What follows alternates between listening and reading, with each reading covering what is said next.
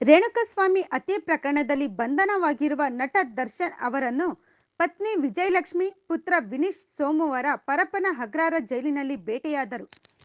ಪರಪ್ಪನ ಅಗ್ರಹಾರ ಜೈಲಿಗೆ ವಿಜಯಲಕ್ಷ್ಮಿ ಮತ್ತು ವಿನೀಶ್ ಕಪ್ಪು ಬಣ್ಣದ ಕಿಯಾ ಕಾರಿನಲ್ಲಿ ಆಗಮಿಸಿದ್ದರು.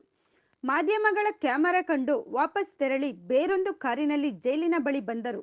ಬಳಿಕ ಜೈಲಿನ ಒಳಗೆ ಪೊಲೀಸರು ಕರೆದೊಯ್ದರು.